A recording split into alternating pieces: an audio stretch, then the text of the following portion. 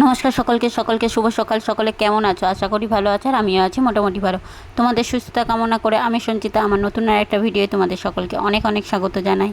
সকালবেলায় ঘুম থেকে উঠেছি মোটামুটি 6:30টার সময়, দিয়ে তারপরে চাটা খেয়ে ছেলেকে একটু পড়তে বসিয়েছি, আর ওকে পড়াতে পড়াতেই আমি ঘরের কাজগুলো সেরে নিচ্ছিলাম। মানে নিচের রুমের কাজগুলো একটু মুছা ঝাঁটানো এইসব সে করে নিলাম, আর ও ওইখানে খাটে পড়ছিল। আর অল্প একটুখানি ভিডিও বানালাম, ক্যামেরার দিকে তাকাইনি, সেই জন্যই ভাবলাম তোমাদের সাথে একটুখানি শেয়ার করি।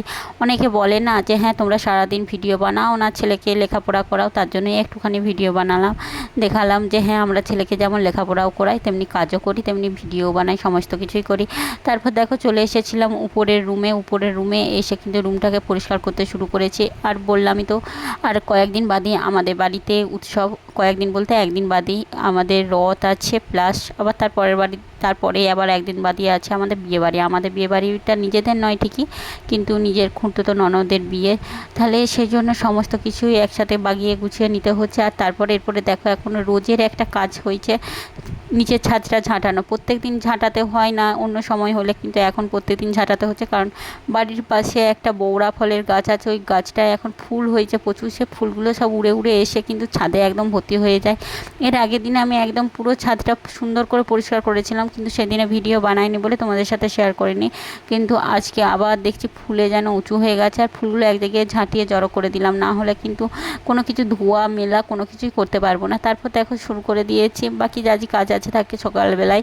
আর এখন একটু সকালের পরে কিন্তু রোদ হয়ে যায় বলে ছাদে জামা কাপড় ধুতে পারি না, তার জন্য একদম সকাল সকাল যতটা সকাল পারি ধুয়ে নিই, তাড়াতাড়ি করে কাজগুলো একের পর এক কিন্তু গুছিবাগি সেরে নিই। আর তার জন্যই জামা কাপড়গুলো পুরো ছাদটা রোদ হওয়ার আগেই কেচে ধুয়ে মিলে দেবো, তার জন্যই জামা কাপড়গুলোকে ভিজাতে শুরু করে দিয়েছি। তারপরে এগুলো ধুয়ে সোজা চলে গিয়েছিলাম একটু বসতে, কারণ সকাল থেকে এতটাই ছুটাছুটি দৌড়াদৌড়ির মধ্যে দিয়ে কেটেছে ধারণার বাইরে, তার জন্যই কিন্তু একটু বসতে চলে গিয়েছিলাম আর বসেছিলাম, আর একটুখানি জল খাচ্ছিলাম। জল খেতে খেতেই 5 মিনিট যে বসলাম, যে না হলে কিন্তু আর পেরে উঠছিলাম না, কারণ যে পরিমাণ গরম পড়েছে চারিদিকে। ঘি দিয়ে ভেজে দিয়েছি, দিয়ে একটু ঘি দিয়ে আর 5টা জিরে দিয়ে ছকে দেবো, কি করবো? তাই করে দিন, জানেননি যখন আবার কাউকে ইয়ে করে আর নেবো। নিজেরাই তো খাওয়া, অন্য কেউ তো আর ভাবেনি। দেখো বন্ধুরা, আজকে আমাদের ঠাকুরের নিরামিষি, কালকে আমাদের আঁধার ফুলকে কাঁধে লিয়া হবে, তার জন্য নিরামিষি সবাই মিলিয়ে আজকে নিরামিষি করে দেবো। এবছর আমাদের পালি, আমার শ্বশুরমশাই কাঁধে নেবেন।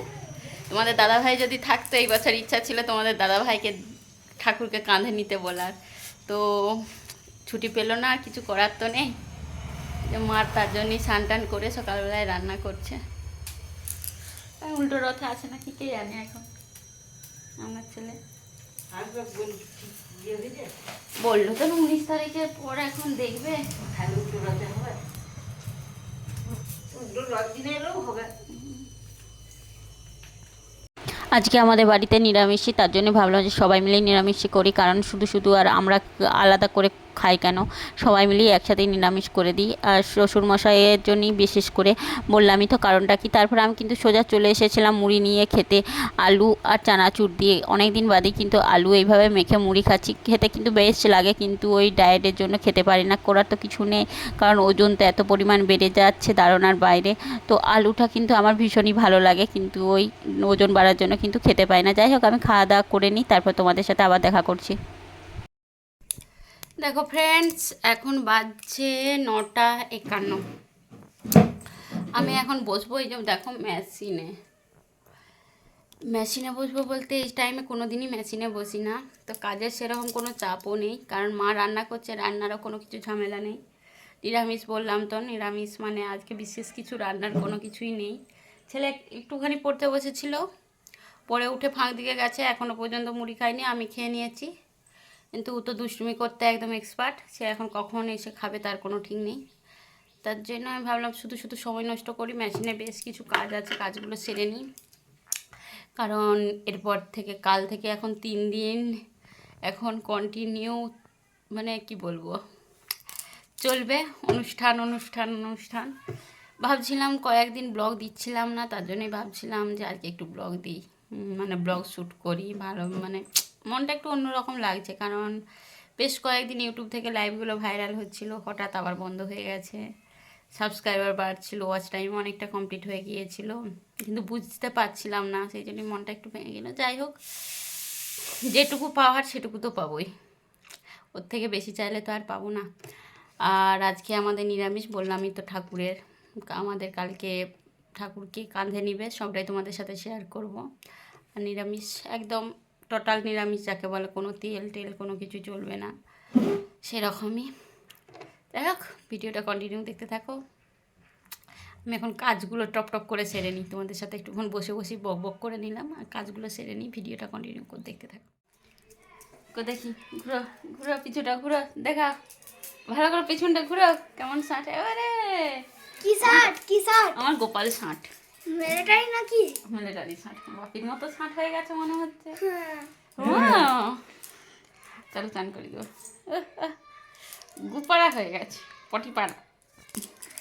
শ্যাম্পু মাখাতে হবে। বাবা শ্যাম্পু মাখাতে হবে চলো চান করি দেবো, চলো। ছেলেকে স্নান করে দিয়েছিলাম, কারণ ছেলে চুল কেটে নিয়ে এসেছিলো, তার জন্যই তাকে স্নান করে দিয়েছিলাম। তারপরে আমি কিন্তু নিজের ফেসিয়াল করতে লেগে পড়েছিলাম। আর আমার এদিকে কিন্তু সেলাইয়ের কাজ সমস্তটাই কমপ্লিট হয়ে গেছে, আর ফেসিয়াল করতে লেগেছি। এই যে দেখো, আমি লোটাসের গোল্ড ফেসিয়ালটা নিজেই বাড়িতে করছি, কারণ সত্যি কথা বলতে কি, নিজে একটু কিপটে টাইপেরই আছি, যাকে বলেই দিলাম তোমাদের। কারণ মনে হয় পার্লারে গিয়ে ফালতু যে পয়সাটা খরচ দেবো, সে জায়গায় আমি নিজে যদি ফেসিয়াল কিটটা কিনে বাড়িতে করি, তা থেকে অনেকটাই কম হবে। কিন্তু ওই ম্যাসাজটা করতে একটু অসুবিধা হয়, কিন্তু কাজটা তো হলেও 100% না হলেও 50% তো হয়, সেটাতেই ঠিক আছে। বিশেষ কিছু কিন্তু আমার পার্লারে পয়সা দিতে ইচ্ছা করে না, তাই লোটাসের গোল্ড ফেসিয়ালটা এনেছিলাম, দিয়ে সেটাই কিন্তু করছিলাম। তারপর দুপুরবেলা খাওয়া দাওয়ার পরে কিন্তু শুয়ে পড়েছিলাম একটুক্ষণ, কারণ শরীরটা খুব একটা ভালো লাগছিল না, তার এত গরমের মধ্যে কোনো কিছুই ভালো লাগছিল না, তার জন্য কিন্তু শুয়ে পড়েছিলাম, ঘুমিয়ে গিয়েছিলাম।